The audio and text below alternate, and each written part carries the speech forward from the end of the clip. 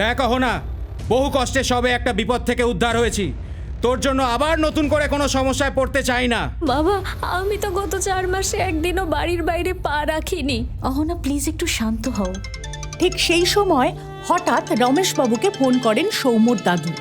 Hello, অহনার pregnancy নিয়ে অত লুকোছাপা করার কিছু নেই, আমি সবই জানি।